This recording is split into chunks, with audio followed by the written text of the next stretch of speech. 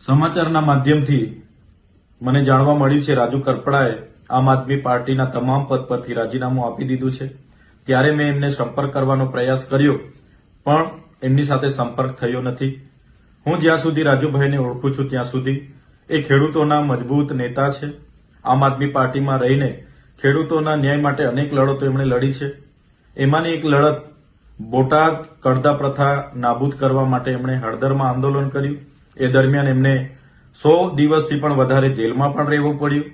ત્યારે આ ભાજપ સરકારની નીતિ રહી છે કોઈ પણ વિપક્ષના નેતાને ડરાવવાનું ધમકાવવાનું દબાવીને કઈ રીતના એમના તરફે લઈ જવું, કઈ રીતના આંદોલનને દબાવી દેવું, આંદોલનને તોડી દેવું, એ જ નીતિનો ઉપયોગ એમણે આ વખતે રાજુભાઈ કરપડા પર પણ કર્યો છે। જેના બસ થઈને રાજુભાઈ કરપડાએ રાજીનામું ધર્યું હશે એવું મને લાગી રહ્યું છે। જે પ્રકારે આમ આદમી પાર્ટીએ પૂરા ગુજરાતમાં ખેડૂતોની સાથે રહીને જે લડત આખી ઊભી કરી છે એ લડત આજે પણ આમ આદમી પાર્ટી લડે છે અને આવનારા દિવસોમાં પણ લડવા માટે આમ આદમી પાર્ટી કટિબદ્ધ છે। ગુજરાતની જનતા માટે હર હંમેશ આમ આદમી પાર્ટીના કાર્યકર તરીકે અમે સૌ ગુજરાતની જનતાના ન્યાય માટે હર હંમેશ લડતા રહીશું।